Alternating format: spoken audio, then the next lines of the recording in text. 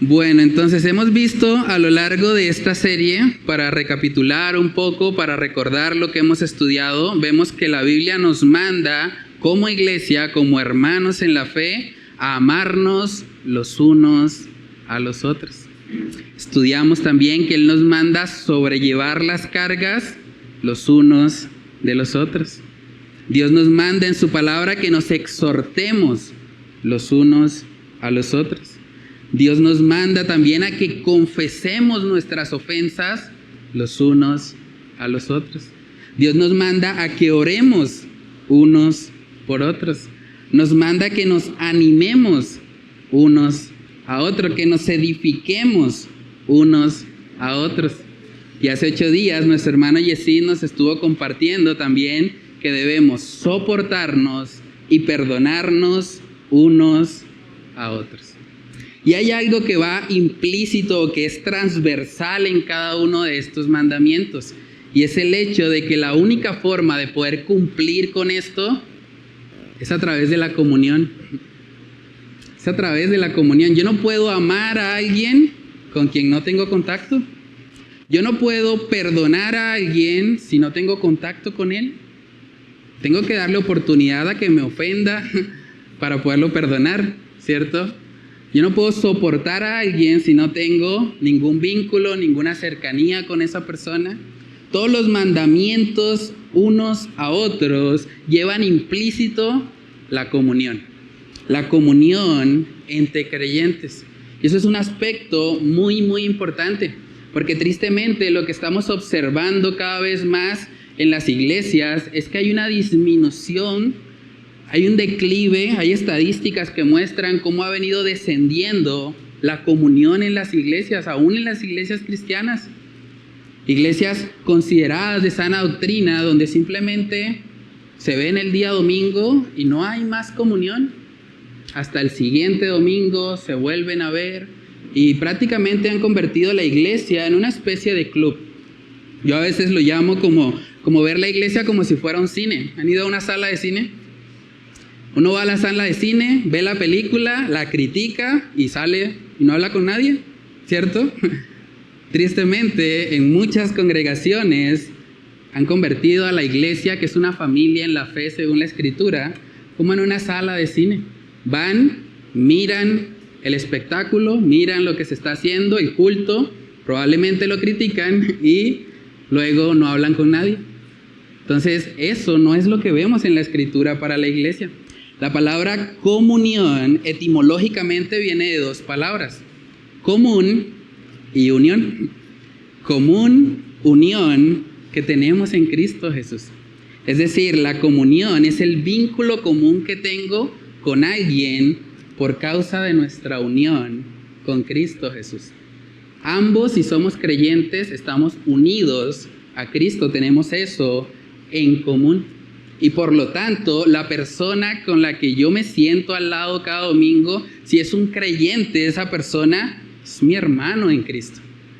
No es un compañero de silla, no es un compañero de cine. Es alguien con quien tengo un vínculo espiritual, es mi hermano de sangre. La sangre que lo limpió a él de sus pecados es la sangre que me ha limpiado a mí también por la fe. Entonces hoy vamos a estar viendo algunos principios que la Biblia nos enseña respecto a este importante tema, la comunión.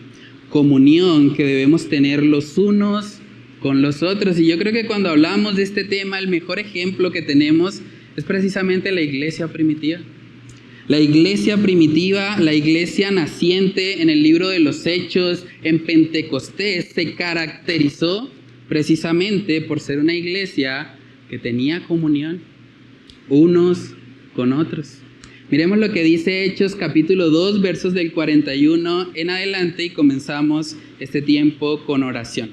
Dice Hechos 2:41, así que los que recibieron su palabra fueron bautizados y se añadieron aquel día como 3,000 personas y perseveraban en la doctrina de los apóstoles, en la comunión unos con otros, en el partimiento del pan y en las oraciones. Y sobrevino temor a toda persona, y muchas maravillas y señales eran hechas por los apóstoles.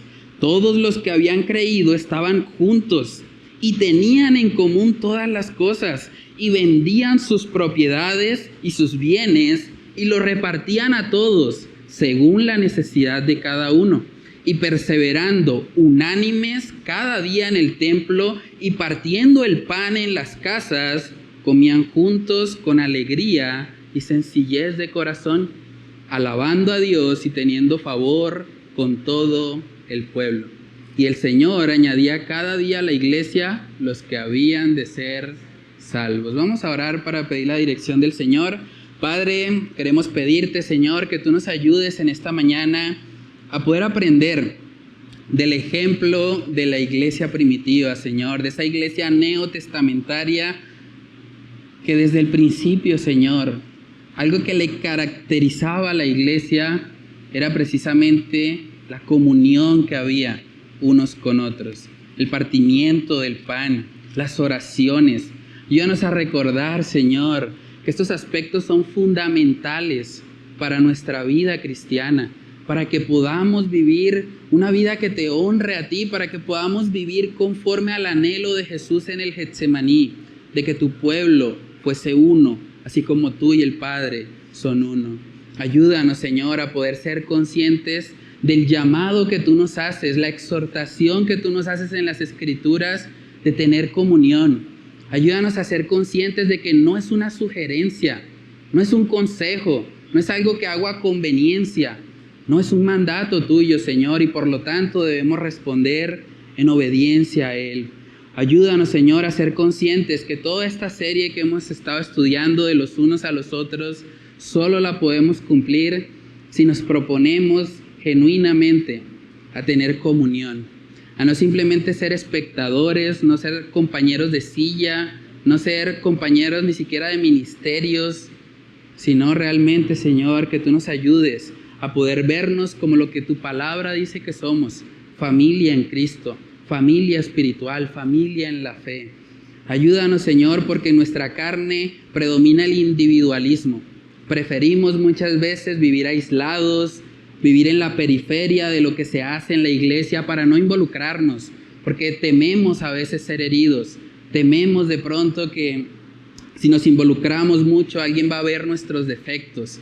Muchas veces evitamos asociarnos por eso, pero ayúdanos, Dios, a ser conscientes de que tú nos llamas, aún con nuestras imperfecciones, a que tengamos verdadera comunión, a que vivamos realmente como una familia, donde sí hay errores, donde sí hay heridas, hay pecados, hay cosas que nos hacen daño tal vez, pero que en medio de todo debe primar tu gracia, debe primar tu misericordia y debe primar el amor los unos por los otros. Ayúdanos, Señor, no podemos solos, necesitamos de tu gracia en esta mañana. Te lo pedimos, Señor, todo en el nombre de Cristo Jesús. Amén y amén. Muy bien, hermanos, entonces ahí en Hechos capítulo 2, lo que acabamos de leer hace parte ya del relato final de lo que fue el discurso de Pentecostés. Cuando el Señor Jesús ascendió en Hechos capítulo 1, Él en el capítulo 2 les está enviando al Espíritu Santo en el contexto de la fiesta de Pentecostés. Y en ese contexto Pedro dio un sermón lleno del Espíritu, un sermón enfocado en la palabra de Dios, enfocado en el Evangelio, al punto que la gente se compungía en su corazón. Y muchos se acercaron a decirle, bueno, ¿qué haremos, Pedro? Ese mensaje que tú nos has dado nos ha confrontado de tal manera que queremos responder. Y vemos en ese contexto que llegamos a Hechos capítulo 2, verso 41, donde dice, así que los que recibieron su palabra fueron bautizados. Y se añadieron aquel día como 3,000 personas. Y dice en el 42, y perseveraban en la doctrina de los apóstoles, en la comunión unos con otros, en el partimiento del pan y en las oraciones. El primer punto que vamos a estar viendo en esta mañana es que la comunión requiere perseverancia. La comunión requiere perseverancia. Dice que ellos perseveraban en la doctrina de los apóstoles, pero no solo en eso. También perseveraban en la comunión unos con otros, perseveraban en el partimiento del pan, perseveraban en las oraciones. Fueron aspectos importantes para una iglesia que estaba llena del Espíritu. Nótese que el texto no dice simplemente que tenían comunión. El texto dice que perseveraban en la comunión unos con otros. Y esa diferencia es importante, porque probablemente para poder vivir esto vamos a tener que esforzarnos. Vamos a necesitar perseverancia. Muchos empiezan animados en la iglesia, empiezan tal vez con mucho ánimo pensando, bueno, ahora sí voy a meterme en todo en la iglesia, voy a hacer el discipulado, ahora sí voy a ser miembro y me voy a servir. Pero muchas veces el ánimo luego se va. Sí, una emoción momentánea, un ánimo temporal, pero luego cuando vienen las ocupaciones, los afanes, las deudas, los problemas, como que se van enfriando y van diciendo, eso, mejor quedémonos sentados en la iglesia, vamos y calentamos una silla, que sirvan los demás, que están jóvenes, que tienen ánimo, pero yo no. Pero hermanos, lo que vemos acá realmente es que esta iglesia decidió ser perseverante en la comunión unos con otros. Y es interesante porque cuando leemos Hechos capítulo 1, cuando el Señor Jesús asciende, Él dejó un grupo de creyentes, aproximadamente 120 personas. 120 personas, y luego del discurso de Pedro se convierten 3,000 y se bautizan. Imagínense cómo hubiese sido eso. 120 personas ahora atendiendo a 3,000. Yo me imagino quién contó la asistencia ese día. ¿Quién habrá llegado hasta 3,000 contándolos a todos? Yo me imagino cómo habrán sido esos bautizos. Debieron haber sido organizados. Me imagino que los apóstoles serían los encargados de bautizar en ese contexto. ¿Quién habrá sido el líder de Ujieres? Imagínense organizar 3,000 personas. O sea, una iglesia pasó en un día de 120 a 3,120 personas. Imagínense el impacto que eso traería. Debieron haber sido desafiados en esto. Yo me pregunto también, ¿cómo harían para escuchar el sermón sin micrófono? ¿3,000 personas? Es impactante, ¿no? Pensar en eso. ¿Quién partiría el pan? Ahí habla del partimiento del pan. Imagínense partir un pan para 3,000 personas. O muchos panes, partirlos todos y que alcance, que nadie se queje. Es impresionante. El Señor debió haberles dado mucha gracia para poder lidiar con todo eso. Sin embargo, al Señor no le plació revelarnos esos detalles. Al Señor le plació más bien mostrarnos algo que es fundamental y que es más importante que la forma de pronto como ellos lidiaron con ese crecimiento masivo. El Señor nos muestra aquí en su palabra que esta iglesia naciente, llena del Espíritu Santo, se enfocó en 4 ejes fundamentales. 4 ejes fundamentales para una iglesia que está llena del Espíritu Santo. Lo primero que menciona ahí es la doctrina de los apóstoles. La doctrina es importante. Hay que perseverar en la doctrina de los apóstoles. Hay que conocer qué es lo que creemos, por qué lo creemos, dónde la Biblia respalda lo que yo creo. Eso es importante. Por eso mucha gente termina siendo presa de falsos maestros o termina en congregaciones que realmente no deberían ni siquiera llamarse así, porque no están sosteniendo la doctrina de los apóstoles, lo fundamental de nuestra fe. Eso es algo que todos debemos conocer, pero no solo se quedó ahí, no solo se quedó en la doctrina de los apóstoles, también menciona la comunión unos con otros, también menciona el partimiento del pan, también menciona las oraciones. Eran importantes también, estaban en la misma lista de la doctrina. Es interesante porque hay personas que se me han acercado y cuando alguien llega nuevo a la iglesia generalmente me pregunta: pastor, yo quiero saber usted qué cree. ¿Usted cree que hay pastoras?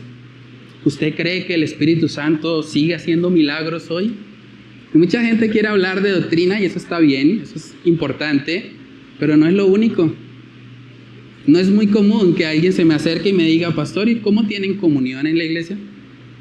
¿Cómo parten el pan? ¿Cómo son las oraciones en la congregación? Como que esos aspectos no les hemos dado la relevancia que la Escritura sí le está dando acá. Una iglesia llena del Espíritu Santo se enfocó en eso. Imagínense todo lo que pudieran haber hecho. Pasaron de 120 a 3.120 en asistencia. Ellos podrían haber pensado, ahora sí tenemos concejal. Vamos a lanzar aquí al próximo político de Jerusalén. Este es el mero mero. Pero no se enfocaron en eso. No quisieron incursionar en el Imperio Romano, tratando de ser influyentes de pronto desde la política. Más bien lo que ellos se enfocaron en hacer fue en crecer en un amor genuino, en un amor sincero, donde ellos a través de su testimonio de vida iban a impactar a la comunidad mucho más de lo que un político lo pudiese hacer. Eso es impactante. Vemos que la iglesia se enfocó en crecer integralmente, no solo en doctrina, también en comunión, también en partimiento del pan y también en oraciones. Es curioso, hay personas que me han dicho, pastor, pero es que en la iglesia no se puede comer nada porque eso es irreverente delante de Dios. Pero aquí la iglesia está partiendo el pan. De hecho, abajo dice que cuando se reunían en las casas partían el pan. Eso quiere decir que partir el pan, aunque usted lo pueda considerar algo carnal, algo que tal vez no es muy espiritual, para Dios sí lo es. La iglesia llena del Espíritu Santo parte el pan. Es importante para Dios ese tiempo. No es lo único, pero forma parte realmente de un acto espiritual. La Biblia dice, si pues coméis o bebéis, hacedlo todo para la gloria de Dios. Si decidimos comer en una actividad de la iglesia, lo hacemos para la gloria de Dios. Es importante eso. Hermanos, dice en 1 de Juan capítulo 1, hablando precisamente de este tema de la comunión, que la comunión es un distintivo de aquellos que andan en la luz. El apóstol Juan es mucho más enfático en este tema, porque el apóstol Juan ahora nos está diciendo que aquellos que no tienen comunión es porque están en tinieblas. El asunto es un asunto serio para Dios. 1 de Juan capítulo 1, versos del 5 al 7 dice, este es el mensaje que hemos oído de él y os anunciamos. Dios es luz y no hay ningunas tinieblas en él. Óigase bien, si decimos que tenemos comunión con él y andamos en tinieblas, mentimos y no practicamos la verdad. Pero si andamos en luz, como él está en luz, tenemos comunión unos con otros.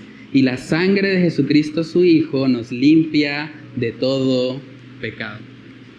¿Usted quiere saber si usted está en la luz? Revise cómo está su comunión con otros. Revise eso y usted va a saber si realmente usted está en la luz. Es lo que está diciendo aquí el apóstol Juan. La comunión es muy importante dentro de una iglesia. Tenemos que crecer en eso. Tenemos que pedirle al Señor que Él nos ayude como congregación a realmente establecer lazos de hermandad. Lazos de hermandad, donde podamos sobrellevar las cargas genuinamente, donde podamos, como decía nuestro hermano Ricardo al principio, gozarnos con los que se gozan, donde podamos también llorar con los que lloran. Ahora es importante aclarar lo que la comunión no es, para que todos tengamos claro a qué estamos haciendo referencia. La comunión no es asistir a todos los cultos de la iglesia. La asistencia es importante, claro que sí. Debemos venir a la iglesia, por supuesto, pero la comunión no es asistir a todos los cultos. De hecho, usted puede venir a todos los cultos de la iglesia y no tener comunión. Se acaba el sermón, chao. Si lo vi, no me acuerdo. O un saludo allá de lejitos, chao. Chao hermanos, Dios los bendiga. Eso no es comunión. La comunión no es asistencia a la iglesia. Comunión tampoco es saludar a los hermanos. Es importante saludar, claro que sí. De hecho, vamos a estudiar más acerca de eso el próximo domingo. Es un mandato también, saludarnos los unos a los otros. Pero eso no es comunión. Yo puedo saludar a todos acá en la iglesia y no tener comunión con nadie. Simplemente un saludo superficial. ¿Qué más, hermano? ¿Cómo está? Bien, ¿no? ¿Todo bien? Ah, bueno, me alegra. Chao, nos vemos. Hasta ahí. Eso no es comunión. Comunión tampoco es estar sirviendo en un ministerio. Hay gente que piensa, no, es que como ya yo estoy en un ministerio, ya tengo comunión. Pero usted puede estar sirviendo en un ministerio y no tener comunión, ni con el líder del ministerio, ni con los hermanos con los que está sirviendo. Simplemente usted va, cumple su función y se va. Eso no necesariamente es comunión. Tampoco comunión es ir a comerse un pan. ¿Sí ven que hay una distinción en el texto? Una cosa es la comunión unos con otros y otra cosa es el partimiento del pan. No es lo mismo. Por supuesto que cuando alguien sale a comer algo, puede tener comunión. Pero también es posible que simplemente comemos algo, pero no hay comunión. Entonces, comunión no significa que comemos algo juntos. Podemos comer algo juntos sin tener comunión. Entonces, hermanos, cuando hablamos de la comunión, hablamos de la común unión que tenemos en Cristo. Es cuando usted, en un ejercicio de transparencia y honestidad, abre su corazón a otro hermano en Cristo. Es cuando usted permite que alguien conozca cuáles son sus preocupaciones. ¿Qué es lo que le da gozo a usted? ¿Qué es lo que le hace llorar? ¿Qué es lo que le trae tristeza a su corazón? ¿Cuáles son sus planes? ¿Cuáles son sus luchas? De eso se trata la comunión. Cuando permito que otro hermano me aconseje, cuando permito que otro hermano me exhorte si estoy actuando mal. Me puedo acercar a un hermano y decirle, hermano, estoy pasando por esta situación difícil, no sé cómo manejar esto, ¿qué me recomiendas?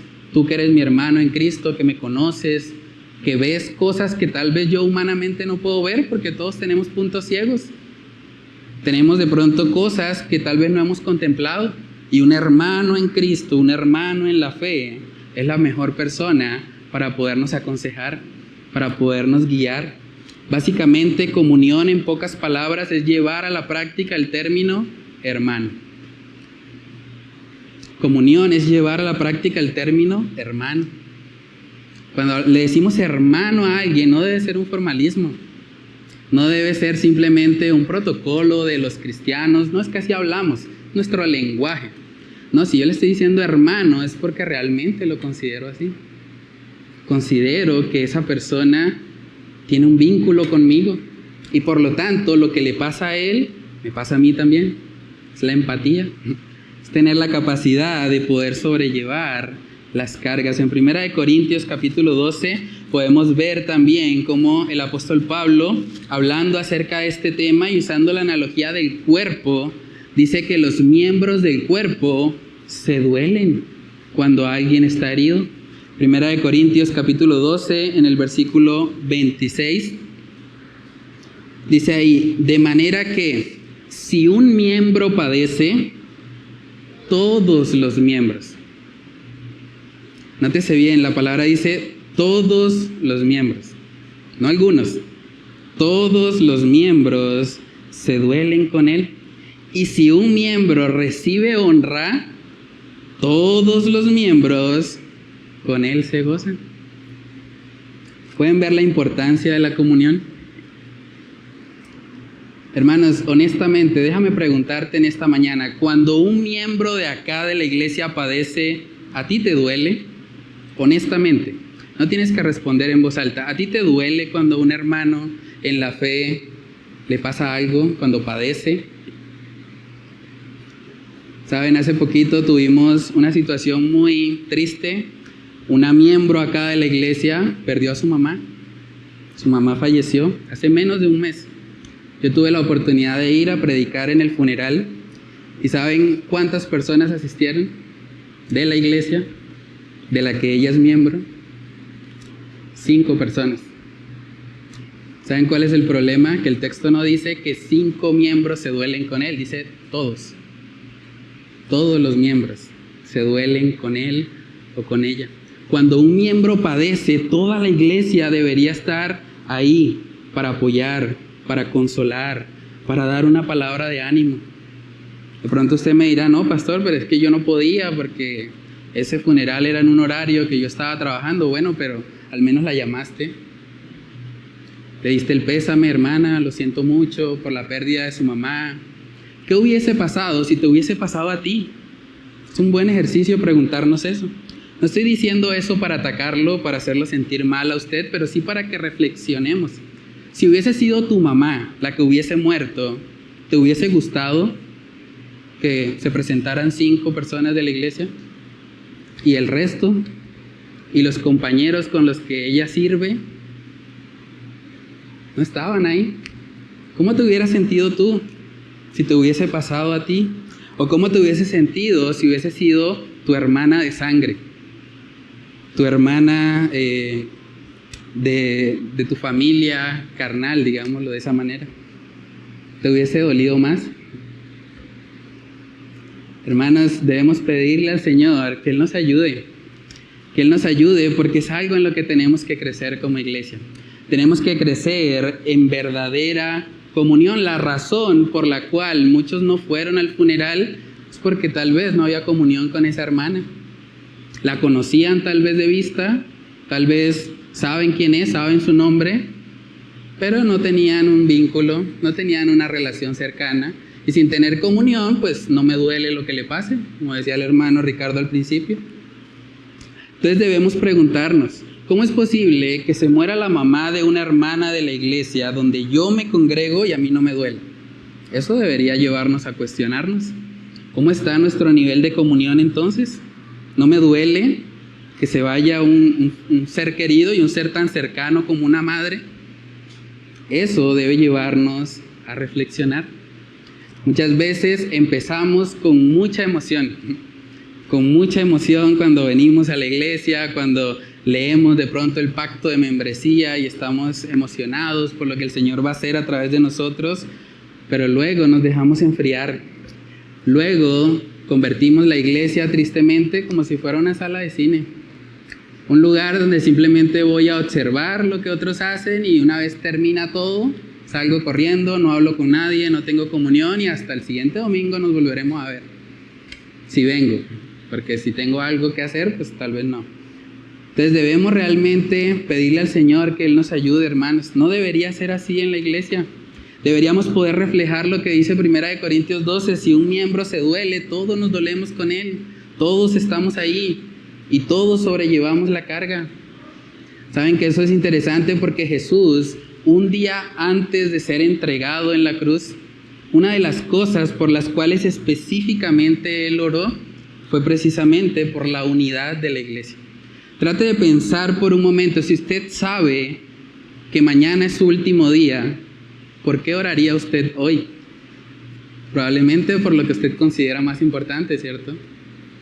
Y Jesús, un día antes de su crucifixión, estando en el Getsemaní, oró para que como iglesia fuésemos uno, para que viviésemos en unidad unos con otros. Dice Juan capítulo 17, en el versículo 20, dice, mas no ruego solamente por estos, sino también por los que han de creer en mí por la palabra de ellos, para que todos sean uno.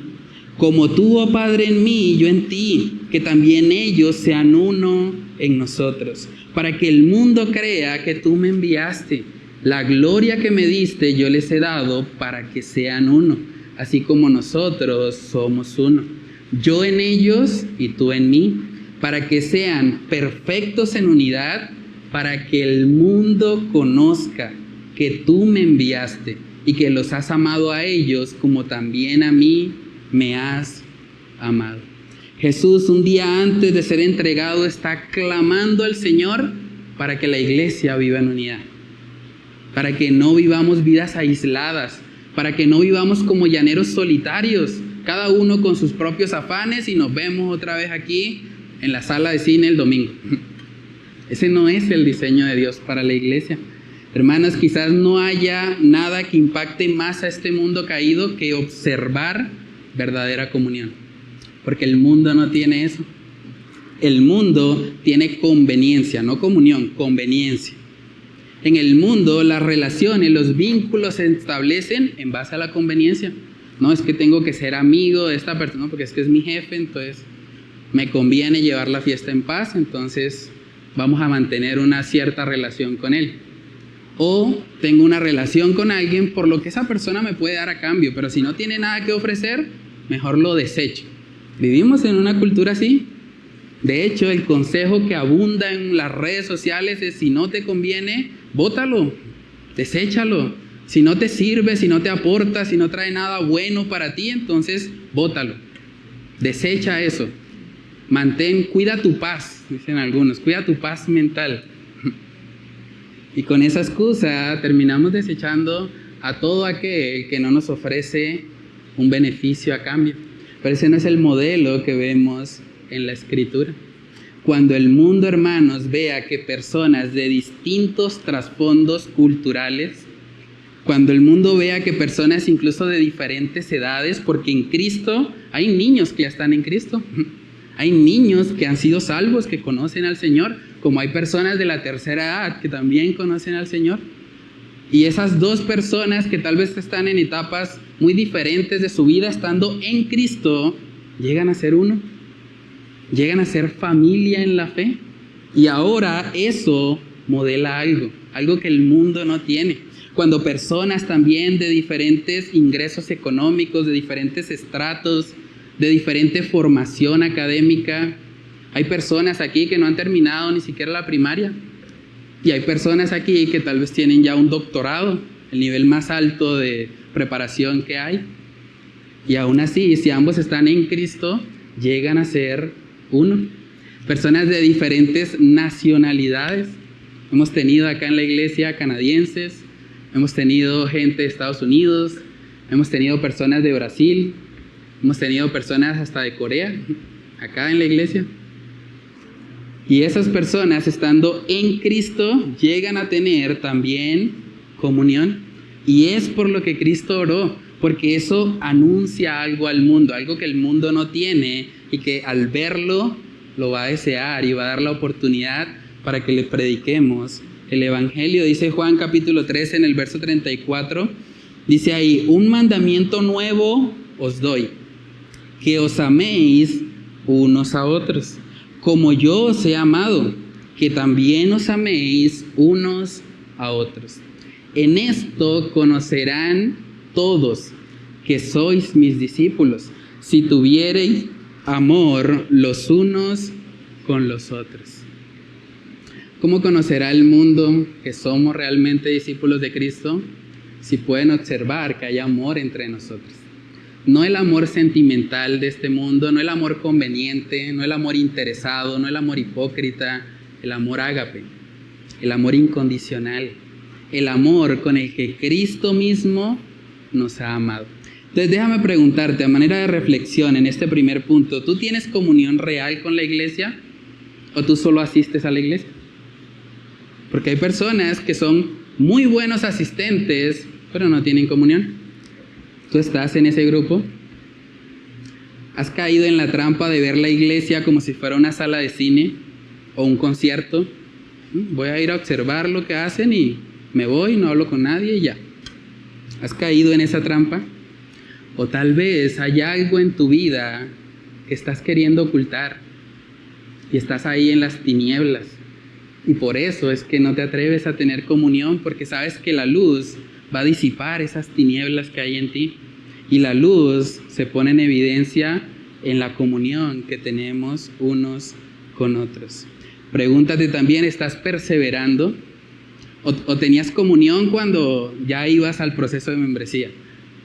Y ya que pasaste por eso, entonces, ya salí de eso, ya soy miembro, ya, ¿para qué voy a tener comunión? ¿Has caído en esa trampa? Ahora vives aislado tal vez de los demás, vives como un llanero solitario, sin comunión, sin personas que hablen a tu vida, que te aconsejen, que te exhorten, que te guíen conforme a la palabra de Dios. ¿Has caído en esa trampa? Déjame preguntarte también: si todos los miembros de la iglesia tuvieran el mismo nivel de comunión que tú tienes, ¿el mundo conocería que somos de Cristo? Ponte a pensar en eso. Si el mismo nivel de comunión que tú tienes lo tuvieran todas las personas de la iglesia, ¿habría iglesia? ¿El mundo diría realmente que somos discípulos de Cristo? Es muy importante esto, hermanos. La comunión es para nuestro bien. El Señor no nos está diciendo tengan comunión para amargarles la vida, porque ustedes son egoístas, individualistas, entonces los voy a estorbar y a molestar con esto. No, el Señor nos está diciendo que tengamos comunión, porque los principales beneficiados vamos a ser nosotros. Es una bendición tener a alguien que te pueda aconsejar. Es una bendición tener a alguien con quien tú puedas contarle qué está pasando en tu vida, con quien tú puedas gozarte cuando Él se goza y con quien tú puedas llorar también cuando Él llora. De eso se trata la iglesia. No es simplemente ser compañeros de silla, se trata de ser familia, se trata de que hay un vínculo espiritual que nos une y por lo tanto debemos vivir en consecuencia. Debemos vivir de tal manera que sea evidente que nosotros estamos unidos en Cristo Jesús. Lo siguiente que podemos ver ahí en nuestro texto base de hoy de Hechos capítulo 2. Hechos capítulo 2, vemos que después de hablar de esos 4 ejes fundamentales que había en la iglesia primitiva, luego vemos que la comunión se convirtió en un medio para suplir necesidades. Ese es el segundo punto en esta mañana. La comunión es un medio para suplir necesidades. Dice en Hechos 2, verso 43, y sobrevino temor a toda persona, y muchas maravillas y señales eran hechas por los apóstoles.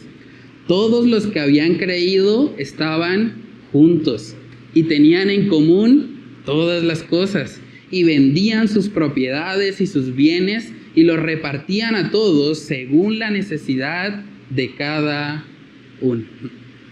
Este texto me recuerda una experiencia personal. Yo recuerdo en la iglesia que estaba antes, yo una vez hablé con el pastor y yo le dije, pastor, pues honestamente, cuando yo veo eso, que tenían todas las cosas en común, que daban incluso sus posesiones y lo ponían ahí a los pies de los apóstoles, eso yo no lo he visto en la iglesia, la verdad. O sea, yo creo que estamos como muy lejos de ese estándar. Y él me dijo en ese momento, hijo, lo que pasa es que el libro de los Hechos, y los que están en las clases de hermenéutica se van a identificar con esto, él dijo, el libro de los Hechos es narrativo histórico. Como es un libro narrativo histórico, no podemos sacar doctrina del libro de los Hechos. Bueno, en ese momento no tenía ni idea de qué era la hermenéutica, así que dije, bueno, pues sabrá lo que dice, ¿no? Lo que no me cuadraba era que él usaba Hechos capítulo 2 para decir que hablar en lenguas era la señal de haber recibido el Espíritu Santo. Pero si no puedo decir que esto aplica para mí por ser narrativo, lo otro sí. Y bueno, eso es curioso, pero luego estudiando más la palabra, luego estudiando los principios hermenéuticos que hemos estudiado también los días lunes, es cierto, el libro de los Hechos es narrativo histórico. No podemos decir que esto es normativo, no podemos decirle a la iglesia que todos tienen que vender todo y entregarlo aquí a los pies del pastor y que el pastor lo va a distribuir según la necesidad de cada uno. No podemos hacer eso, pero eso no quiere decir que este texto no tenga algo que enseñarnos a nosotros hoy. Eso no quiere decir que no haya una aplicación práctica. La Biblia dice que toda la escritura es inspirada por Dios, incluyendo los libros narrativos. Hay enseñanza ahí para nuestra vida. Entonces, si no nos gusta Hechos capítulo 2, bueno, vámonos a una epístola. Romanos capítulo 15, vamos ahí. Romanos capítulo 15 nos habla del mismo principio. El principio de una iglesia interesada en suplir la necesidad de los santos, de aquellos que pasan por necesidad. Romanos capítulo 15, versos del 25 en adelante, dice, mas ahora voy a Jerusalén para ministrar a los santos, porque Macedonia y Acaya tuvieron a bien hacer una ofrenda para los pobres que hay entre los santos que están en Jerusalén, pues les pareció bueno y son deudores a ellos, porque si los gentiles han sido hechos participantes de sus bienes espirituales, deben también ellos ministrarles de los materiales. Entonces aquí vemos una ofrenda para los pobres, para la gente que está en necesidad. y ya no es un texto normativo, ya es una epístola. Entonces, en términos hermenéuticos, esto sí sería normativo para la iglesia. Entonces, es importante, la iglesia debe ser generosa. Pero para que esa generosidad ocurra, tenemos que tener comunión. Si yo no sé que hay un hermano pasando necesidad, pues ¿cómo le voy a ayudar? Tengo que conocer, tengo que saber qué está pasando en la vida de ese hermano para poder decidir ayudarle.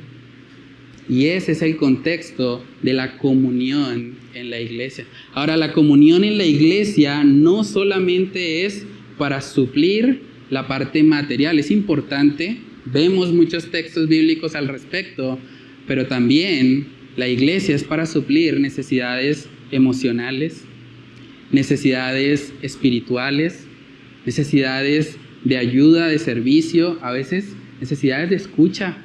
Hay gente que necesita que la escuchen acá en la iglesia y usted puede prestar su oído para eso, si tiene comunión, si conoce quiénes son esas personas. Entonces es muy importante. Primera de Juan capítulo 3, vemos que el apóstol Juan, otra vez no estamos hablando ahora de un texto narrativo, estamos hablando de una epístola también. Primera de Juan capítulo 3, verso 17 dice ahí: pero el que tiene bienes de este mundo y ve a su hermano tener necesidad y cierra contra él su corazón, ¿cómo mora el amor de Dios en él? Hijitos míos, no amemos de palabra ni de lengua, sino de hecho y en verdad. Si usted ve a su hermano tener necesidad y cierra contra él su corazón teniendo la posibilidad de ayudarlo, tenga por seguro que el amor de Dios no mora en usted. Usted está viviendo de forma egoísta. Usted vive para sí mismo. Pero una evidencia precisamente de que el amor de Dios mora en nosotros es que estamos ahí para suplir las necesidades. Ahora, esto tiene varias aplicaciones porque yo tengo que estar atento a las necesidades de los demás, pero también yo tengo que manifestar lo que está pasando en mi vida. Hay gente que por orgullo o por diferentes razones simplemente oculta todo lo que le está pasando y se traga todas las cosas y lleva la carga solo y no cuenta con nadie. ¿Y cómo se le puede ayudar a alguien que no está manifestando lo que está pasando en su vida? Por eso es importante la comunión. La comunión no es para destruirnos unos a otros, para nada. La comunión es para edificarnos los unos a los otros. Usted debería tener la tranquilidad de poder acercarse a un hermano en la fe y decirle: hermano, la embarré, pequé, hice esto indebido, ayúdame, hermano, a salir de acá. Ora por mí, necesito un apoyo, no puedo solo. Necesito que tú me alientes, necesito que me levantes, necesito que me des una palabra, necesito a quien rendirle cuentas, porque este pecado me está ganando. Yo necesito a alguien a quien rendirle cuentas de lo que está pasando en mi vida. Es importante ser intencionales en eso. La Biblia habla en múltiples oportunidades del mentoreo. Cada cristiano debería estar siendo mentoreado. Decía un predicador que cada cristiano necesita un Pablo en su vida, alguien que lo pueda guiar espiritualmente. Necesita un Bernabé, que es un par, es una persona con la que puedo tener comunión. Y también necesita un Timoteo, alguien en quien invertirse. Alguien a quien enseñar, alguien a quien compartir lo que hemos recibido. Hermanos, y si somos honestos y evaluamos nuestras propias vidas, la falta de comunión muchas veces es el principio de muchos pecados. Porque es mucho más fácil caer en pecado cuando la oveja está sola, lejos del rebaño. Ahí es presa fácil para el lobo. Esta está solita, esta me la como aquí. Pero si la oveja está dentro del rebaño, si está siendo cuidada, si está con sus compañeras ovejas, que entre todas, así la oveja no sea un animal tal vez muy bueno para defenderse, pero entre todas se cubren la espalda, entonces el lobo lo va a pensar. Entonces el lobo no la va a tener tan fácil, porque esa oveja está en comunión. Entonces, hermanos, la comunión es un medio que Dios ha establecido no solo para suplir necesidades económicas, sino también necesidades espirituales, necesidades emocionales. Segunda de Corintios capítulo 1 habla acerca de esto también. Segunda de Corintios 1, versos del 3 al 5, dice ahí: bendito sea el Dios y Padre de nuestro Señor Jesucristo, Padre de misericordias y Dios de toda consolación, el cual nos consuela en todas nuestras tribulaciones. ¿Para qué? ¿Qué dice el texto? Para que podamos también nosotros consolar a los que están en cualquier tribulación, por medio de la consolación con que nosotros somos consolados por Dios. Porque de la manera que abundan en nosotros las aflicciones de Cristo, así abunda también por el mismo Cristo nuestra consolación. ¿Quién te consuela a ti cuando pasas por una tribulación? ¿Tú mismo? Tú no eres un buen consolador. De hecho, tú puedes terminar haciéndote daño. Tú necesitas a alguien que te consuele. ¿Dónde vas a encontrar a esa persona? En la iglesia. Cuando tú pasas por una situación difícil, hay personas acá que de pronto están en matrimonios mixtos, donde su pareja no es creyente, y es una lucha realmente lidiar con eso. Es difícil.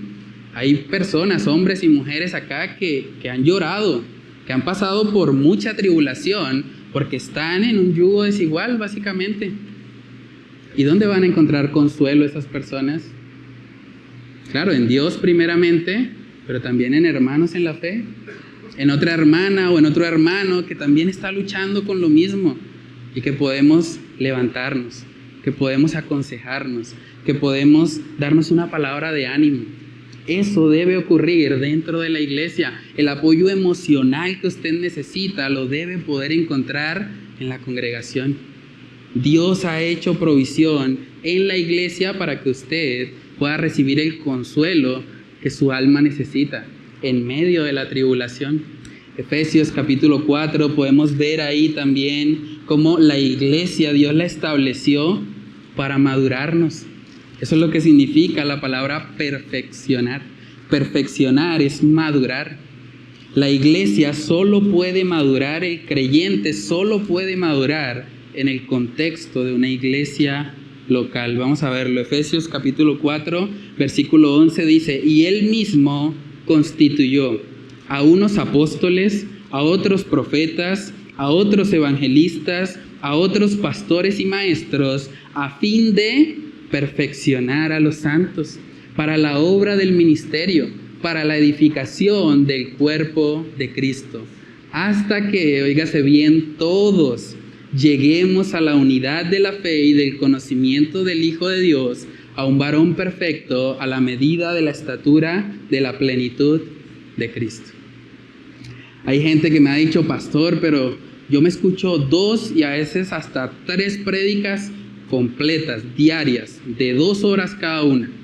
Yo me las escucho completicas, pero yo no sé qué pasa, pastor. Yo me siento estancado, tengo un mal genio que no se me quita ni escuchando 6 horas de predicación.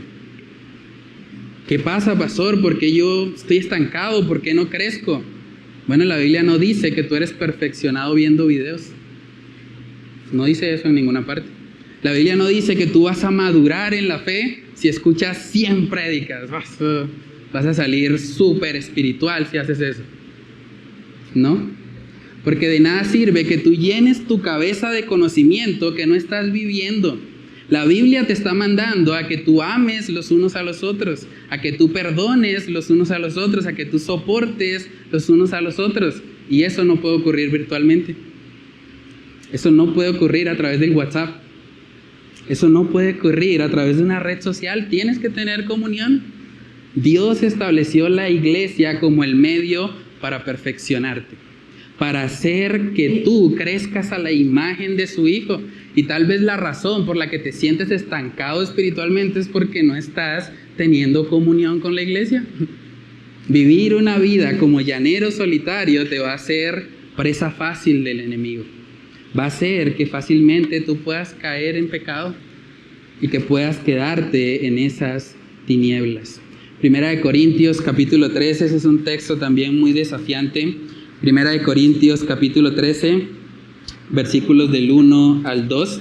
Dice ahí el apóstol Pablo: si yo hablase lenguas humanas y angélicas y no tengo amor, Vengo a ser como metal que resuena o címbalo que retiñe.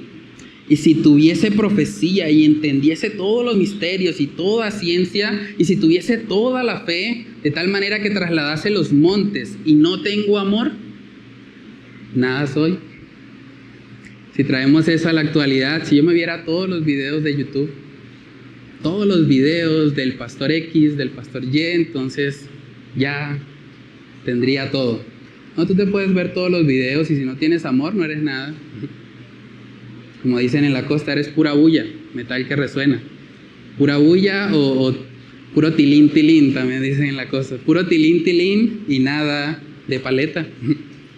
De nada sirve tener mucho conocimiento si no lo llevas a la práctica. Y la práctica está en la comunión. Entonces, bienvenido. Bienvenido a tener comunión este año. Bienvenido a involucrarte. Bienvenido a que formes parte. A que salgas de la periferia y empieza a involucrarte. Primera de Corintios capítulo 13, si seguimos leyendo ahí, en el versículo 4, miren lo que dice: el amor es sufrido, es benigno, el amor no tiene envidia, el amor no es jactancioso, no se envanece, no hace nada indebido, no busca lo suyo, no se irrita, no guarda rencor, no se goza de la injusticia, mas se goza de la verdad. Todo lo sufre, todo lo cree, todo lo espera, todo lo soporta. El amor nunca deja de ser, pero las profecías se acabarán y cesarán las lenguas y la ciencia acabará. Si yo le pregunto a usted que si usted ama a su hermano en la fe, probablemente me va a decir que sí. Pensamos que amamos, ¿cierto? Pero la descripción que está haciendo aquí el apóstol Pablo para una iglesia, que este texto se ha utilizado casi siempre en el contexto del matrimonio, pero está en el contexto de una iglesia, lo primero que dice Pablo es que el amor es sufrido. Entonces, para que usted pueda hacer un buen autoexamen, no lo vamos a hacer sobre la base de la palabra amor, que se puede malinterpretar, lo vamos a hacer en base a los adjetivos que están ahí. Pregúntate tú, ¿qué tanto sufres por tu prójimo? ¿Tú has sufrido realmente por un hermano en la fe?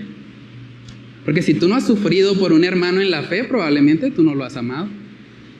Tal vez has tenido un cierto contacto, una relación, pero amor, este amor, no, porque este amor es sufrido. ¿Tú has sufrido por un hermano en la fe? Probablemente tú piensas, bueno, con mi esposa he sufrido, o con mi esposo he sufrido. Bueno, es la relación más cercana a tu vida, pero el contexto acá es la iglesia. Es las relaciones interpersonales. Pregúntate también, ¿qué tan benigno eres tú con tu prójimo? ¿Qué tan amable eres? ¿Qué tanto estás dispuesto a servirle, a ayudarle? ¿O vives solamente enfocado en ti? ¿Qué tanto vives sin envidia? Porque el amor no tiene envidia, dice el texto. ¿Qué tanto vives así? ¿Qué tanto no buscas lo tuyo propio? Yo creo que ese es de los más difíciles. Por naturaleza buscamos lo nuestro primero. Y hasta que no estamos bien nosotros, entonces no queremos ayudar a los demás. Pero el amor que está acá, 1 Corintios 13, no busca lo suyo propio. ¿Qué tanto soportas? Dice ahí que el amor todo lo soporta. Lo que estudiamos hace 8 días con nuestro hermano Yesid, vestiéndonos de la nueva identidad que tenemos en Cristo. Y la evidencia de esa vestimenta es que nos soportamos y nos perdonamos unos a otros. Es muy importante esto, hermanos. Vivimos en una cultura donde han distorsionado el significado del amor. Mucha gente cree que el amor son sentimientos, que el amor es atracción, pero nada de eso es el amor que vemos en la Escritura. Cuando Cristo nos amó a nosotros, dice Romanos 5:8, mas Dios muestra su amor para con nosotros en que siendo aún pecadores. No hay nada atractivo en un pecador para un Dios santo, santo, santo. Pero aún así Él nos amó. Ese es el amor bíblico. Un amor donde no obtengo algo a cambio. Donde a veces, incluso decía el apóstol Pablo, amándolos más, soy amado menos. Cuando yo me esfuerzo por demostrarles que los amo, salgo yo llevando el bulto. Pero no importa, porque los amo. Ese es el amor cristiano. Un amor que se caracteriza por sacrificio. no es un amor conveniente. No es un amor que estoy haciendo concesiones para ver qué puedo obtener a cambio. Es un amor que está dispuesto a sacrificar, aunque duela. Y ese amor es la evidencia de que hemos nacido de nuevo. Dice en Primera de Juan capítulo 4, versos del 20 al 21. Dice ahí la palabra de Dios: si alguno dice, yo amo a Dios, y aborrece a su hermano, es mentiroso. Pues el que no ama a su hermano, a quien ha visto, ¿cómo puede amar a Dios a quien no ha visto? Y nosotros tenemos este mandamiento de él: el que ama a Dios, ame también a su hermano. El que ama a Dios, ame también a su hermano. Si usted dice que ama a Dios, pero aborrece a su hermano, no se engañe. Usted no ama a Dios. Porque si usted no puede amar a quien ha visto, ¿cómo va a amar a Dios a quien no ha visto? Eso no tiene sentido. Y es un buen estándar para que nos examinemos. Puede que haya personas acá que lleven años viniendo a la iglesia y que piensen que son cristianos. Pero si tú no ves evidencia de amor sacrificial, de amor ágape, del amor que realmente se preocupa por la necesidad del otro, tal vez tú no has recibido el amor de Dios. Porque el amor de Dios es lo que puede motivar este tipo de amor.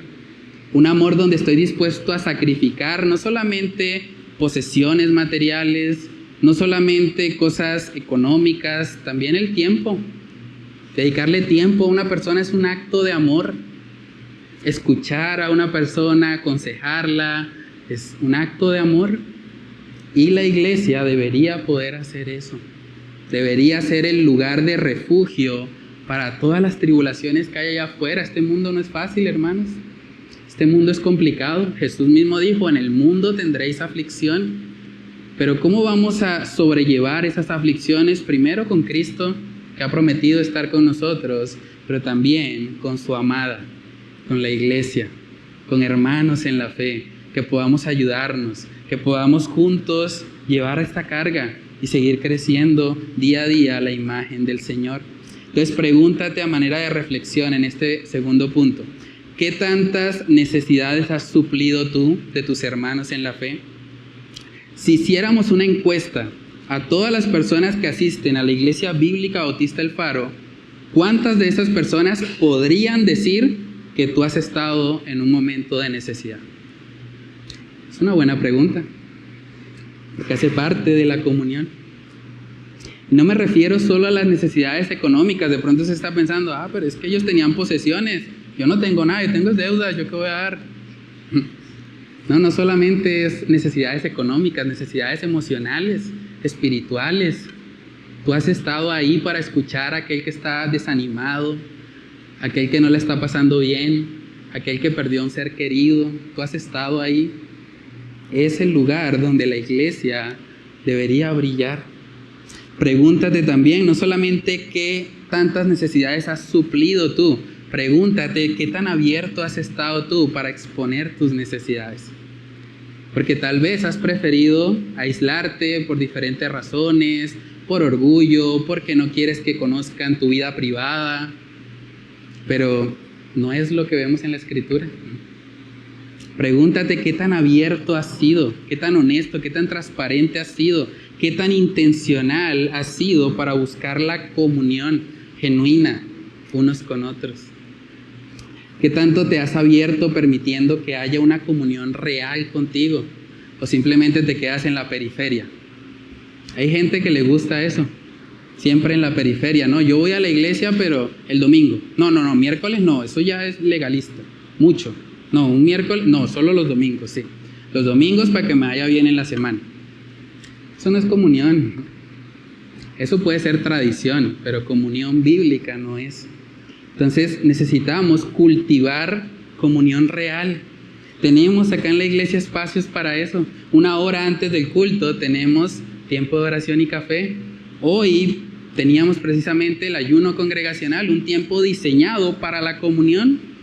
Porque sí, oramos en el ayuno, colocamos nuestras peticiones delante de Dios, pero tenemos un espacio ahí para orar unos por otros. para saber qué está pasando en nuestra vida y cómo podemos ayudarnos mutuamente. Eso debe ocurrir en el contexto de la iglesia. Los miércoles tenemos una reunión de oración, una reunión diseñada para orar por todas las peticiones, por todo lo que usted esté enfrentando, y son oportunidades para tener comunión. Como iglesia abrimos los grupos de conexión el año pasado y es triste, hermanos, pero los grupos de conexión no funcionaron, no continuaron, no porque los líderes no quisieran continuarlos, sino porque la gente no iba a los grupos de conexión. Porque muchas veces estamos más preocupados por los afanes de este mundo, por el trabajo, por otras cosas, y termina muchas veces perdiéndose la comunión, algo que el Señor ha establecido para nuestro bien. Es imposible cumplir con esto si simplemente no somos intencionales. Si no somos intencionales, vamos a seguir igual y podemos durar todo el tiempo hablando de lo mismo, que si usted no decide, si el Espíritu Santo no le convence a realmente ser intencional en esto, se quedará en un asentamiento de cabeza más. Sí, pastor. Sí, tiene razón, pastor. Sí, eso es verdad. O de pronto ahí en el corazón, no, pastor quiere colocarme más carga y yo con todo lo que tengo, no, yo por allá no voy. Hermanos, para ponerle pies a esto y para que no quede simplemente en un asentamiento de cabeza más, el hermano Jairo me dio una idea que vamos a implementar. Él me dijo, bueno hermano, algo que podemos hacer es hacer una tabla y vamos a colocar los números de todos los hermanos de la iglesia. Lo vamos a colocar ahí en alguna cartelera para que usted no tenga excusa. Para que usted pueda darse cuenta, bueno, aquí está el hermano que hace rato no lo veo. Ah, bueno, ahí está el número. ¿Qué tal si lo llamo esta semana? ¿Qué tal si le pregunto, hola hermano, no te vi en la iglesia, ¿estás bien? ¿Necesitas algo? ¿Cómo puedo ayudarte? ¿Qué puedo hacer por ti, hermano? Eso debería ocurrir en la iglesia y no es tarea exclusiva de los pastores.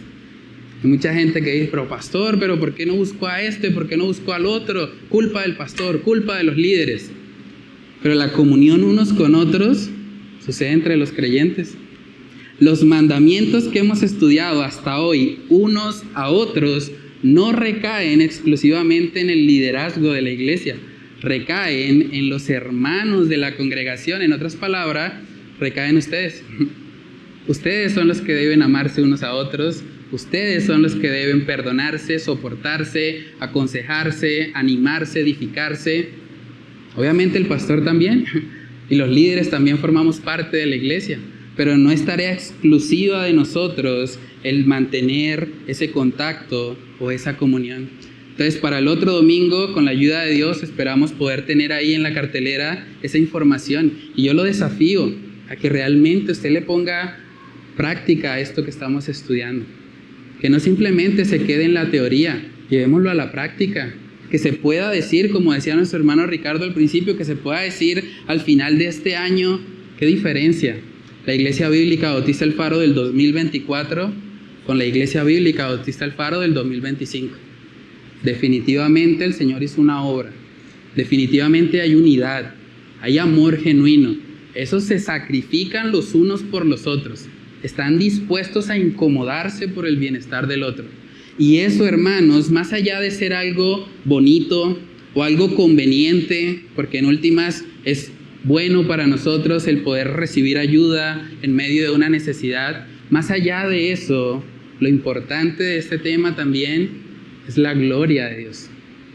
Porque Dios es glorificado así. Y como cristianos ya no vivimos para nosotros mismos, vivimos para el Señor.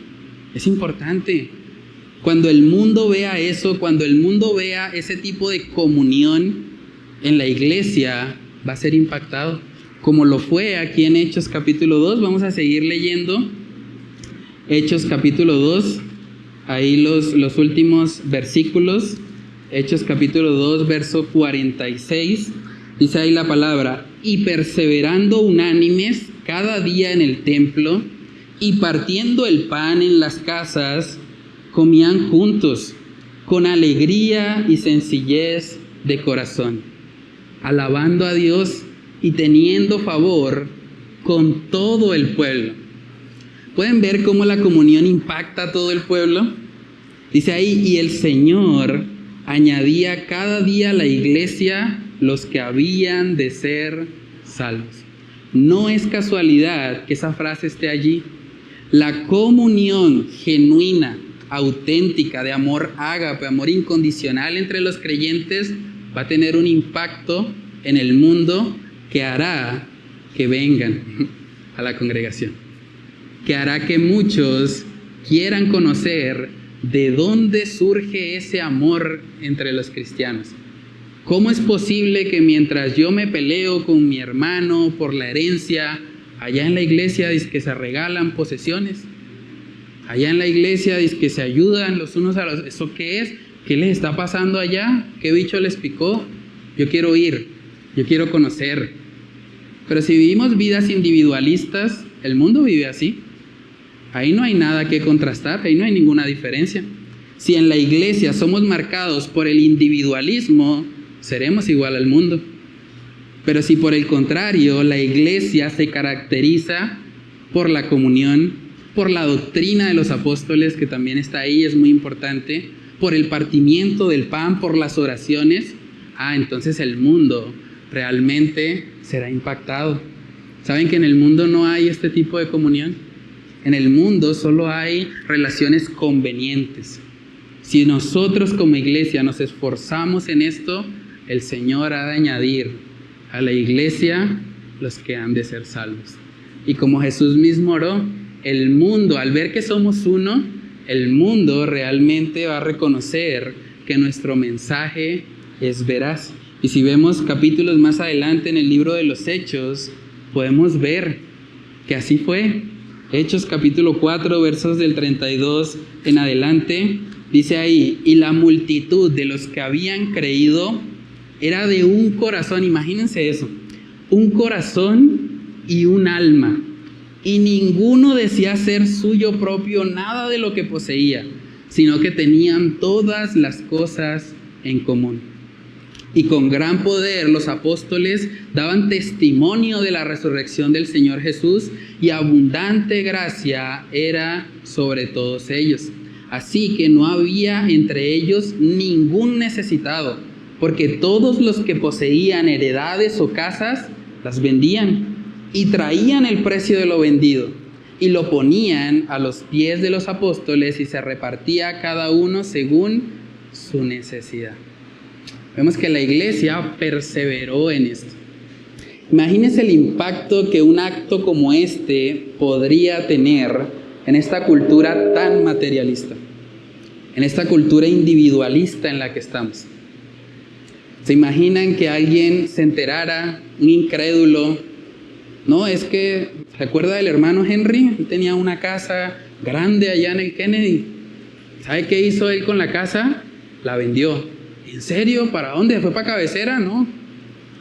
La dio para los hermanos que estaban en necesidad. ¿Cómo así? ¿Dónde está Henry? Yo necesito hablar con él. ¿Qué le pasa? Le lavaron el cerebro. Y es la oportunidad para que Henry le diga, no me lavaron el cerebro. O bueno, sí me lo lavaron con la palabra de Dios. Me quitaron toda la suciedad, todo el egoísmo, todo el pecado que había en él, para que ahora yo crea en Cristo y tú puedes creer en ese Dios que te lleva a vivir, ya no para este mundo que es pasajero, ya no para los tesoros de la polilla, que son los que en últimas se comerán eso. Más bien te lleva a vivir para los tesoros celestiales. ¿Se imaginan el impacto? Ahora, eso no quiere decir que todos tengamos que vender todo lo que tenemos y poner todas las cosas en común. Estamos hablando aquí particularmente de ayudar en medio de una necesidad. No de un capricho, no de un lujo, no de ayudar al hermano que se quiere comprar la casa en Ruitoque. No, eso no es una necesidad. Estamos hablando de gente que realmente no la estaba pasando bien. Gente que si no se le ayudaba probablemente no iba a comer. Porque también está el otro extremo, que es donde cayó de pronto la iglesia de Tesalónica, donde la iglesia era tan generosa que muchos ya no trabajaban. Por eso Pablo tiene que decir, bueno, el que no quiere trabajar que tampoco coma. Porque aquí no vamos a patrocinar tampoco la pereza, no vamos a estar alcahueteando ese pecado. Entonces no, tienen que trabajar y esforzarse, no comer el pan de balde.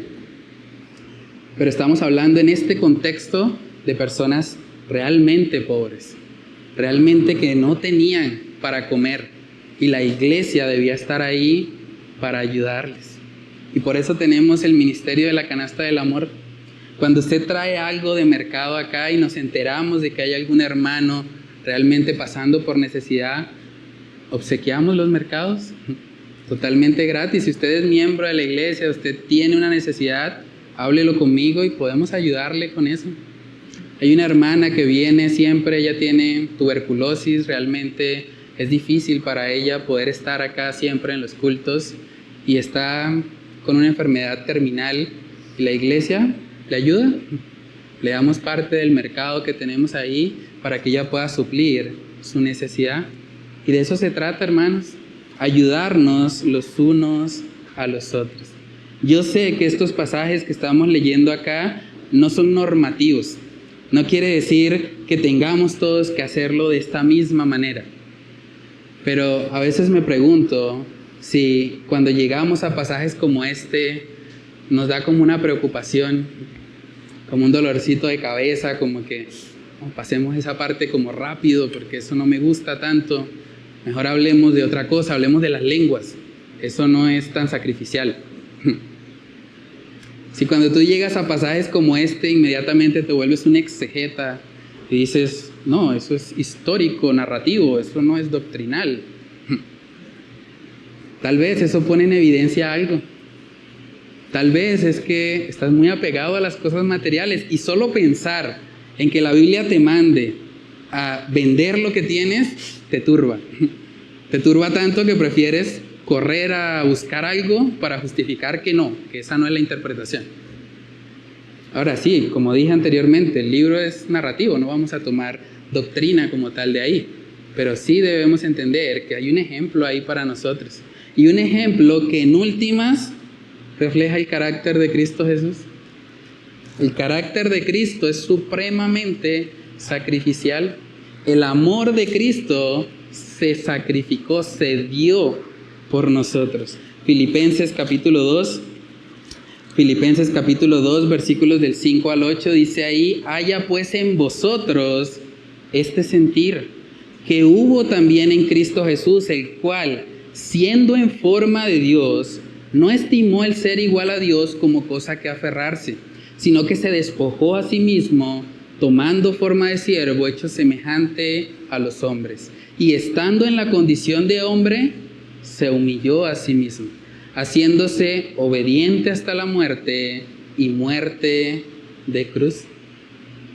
El Dios soberano, el Dios todopoderoso, decidió venir al mundo, añadir humanidad a su ser para poder salvarnos.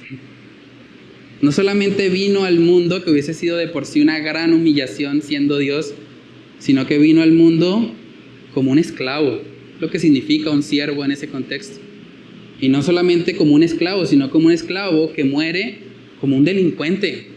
La cruz en la que Jesús murió estaba destinada para un personaje de muy mala calaña como era Barrabás. Y Jesús decide venir a morir ahí. Decide sacrificarse por el bien de personas que no lo amaban. Personas que de hecho eran sus enemigos. Personas que estaban todo el tiempo ofendiéndole, pisoteando su ley, pisoteando la sangre que Él derramó en la cruz del Calvario. Esas personas, Cristo sabiendo de antemano lo que íbamos a hacer, Él decidió morir en la cruz para salvarnos. Es impresionante, hermanos. El egoísmo, el vivir para ti mismo, el no humillarte, el ser altivo, el ser orgulloso, son conductas profundamente anticristianas, totalmente anticristianas. El cristianismo se caracteriza por humillación, por sacrificio, por negación a ti mismo. Ese es el cristianismo. Jesús mismo dijo: el que no toma su cruz y me sigue, no es digno de mí. Si alguien no está dispuesto a pagar el precio, realmente no puede ser su discípulo. Entonces, si tú vives tu vida de manera que tú honestamente reconoces que tú no puedes sacrificarte por otros, que en tu vida eres primero tú, segundo tú y tercero tú, Si tú vives así, es probable que tú no seas creyente. Y no importa si llevas 30 años viniendo a una iglesia. No importa si llevas 30 años tal vez sirviendo en un ministerio. Incluso no importa si eres miembro formal de la iglesia. Si tú reconoces que en tu vida no hay ni una pizca de amor genuino, de amor sacrificial, de amor ágape por el otro, tal vez tú no has nacido de nuevo. Tal vez el amor de Dios no está morando en ti. Si tú no puedes sacrificar nada, ni de tu tiempo, ni de tu energía, ni de tus dones, ni de tu dinero, ni de tus posesiones, no puedes sacrificar nada por el bien de otros, tal vez es que tú sigues viviendo en tu carne.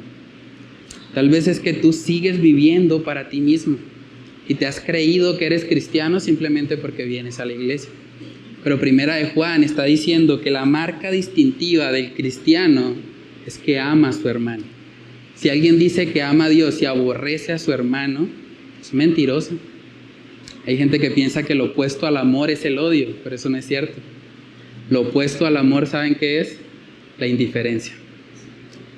La indiferencia. Cuando a mí me da igual lo que le pase a otro, cuando yo simplemente, bueno, se murió alguien, bueno, de malas, no es problema mío, pobrecita, y ya. Si tú eres indiferente con tus hermanos en Cristo, con tus hermanos de sangre, si tú eres indiferente con ellos, tal vez es porque no has conocido al Señor. Tal vez es porque sigues viviendo para ti mismo de manera egoísta. Y debemos examinarnos de manera honesta. Porque si reconocemos hoy que hemos vivido vidas totalmente autocéntricas, totalmente egoístas, hoy es el día de salvación para nosotros. Hoy es el día para que nos humillemos.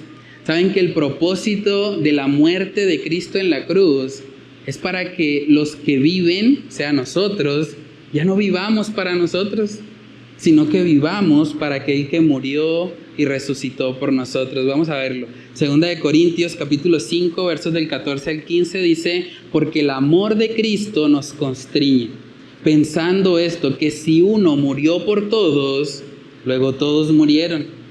Y por todos murió, y miren el para qué. Para que los que viven, o sea, ustedes y yo, ya no vivan para sí, sino para aquel que murió y resucitó por ellos. Honestamente, ¿para quién vives tú hoy? ¿Para quién vives? Examina tu vida hoy. ¿Para quién vives? ¿Vives solo para ti? ¿Vives solo para tus necesidades, tus problemas, lo que te afecta a ti? Porque eso puede ser una evidencia de que el amor de Cristo no está morando en tu corazón. Y tal vez lo que necesitas hoy es arrepentirte, pedirle perdón al Señor y decirle: Dios, ayúdame porque he sido un egoísta, porque he estado viviendo enfocado en mí. No me importa lo que le pasen a los demás. Hoy lo reconozco y te pido que me salves. Hoy puede ser ese día que Dios haga esa obra de transformación en ti y que te lleve a entender la importancia de la iglesia, la importancia de la comunión unos con otros. Yo creo que como iglesia seríamos mucho más eficaces en la evangelización, en la predicación, si como iglesia nos amáramos más unos a otros. Y lo digo incluyéndome a mí. Yo también tengo que crecer en esto. Este mensaje no lo estoy dando para ustedes, lo estoy dando para mí primeramente, porque yo necesito también crecer en esto. Todos necesitamos crecer en esto. Tener verdadera comunión, verdadero amor genuino los unos por los otros. Dice Juan capítulo 5, ya con esto termino. Juan capítulo 5.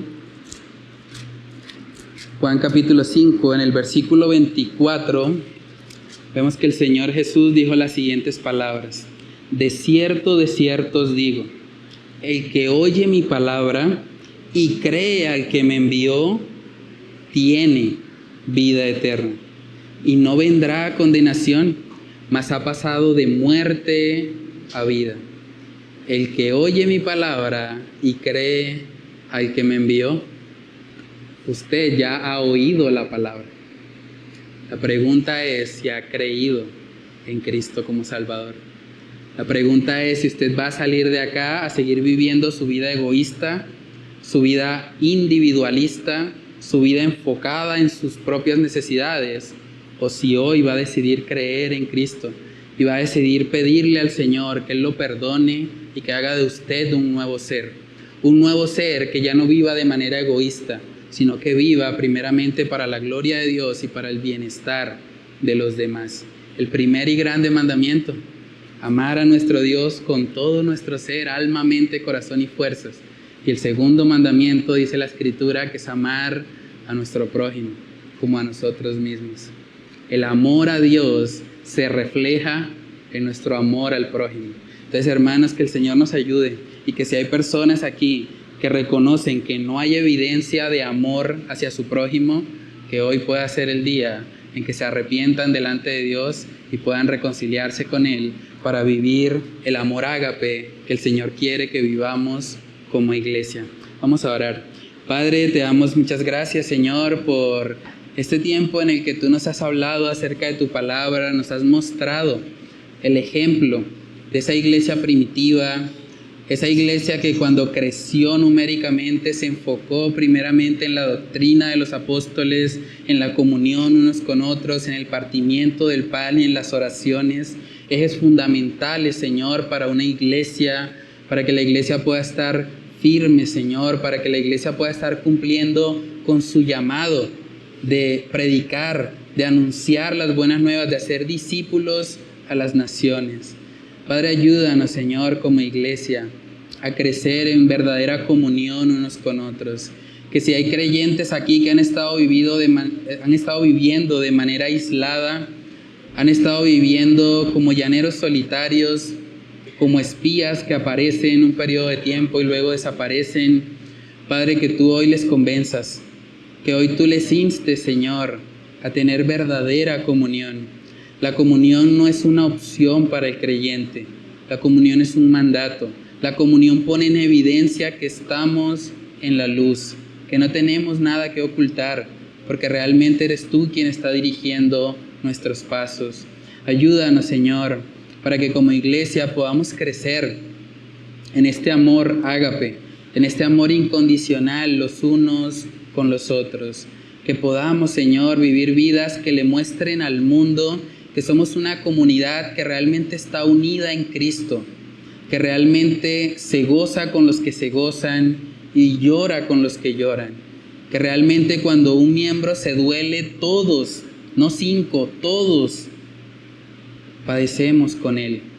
Todos sobrellevamos esa misma lucha, esa misma carga. Ayúdanos, Señor, porque no podemos hacer esto solos.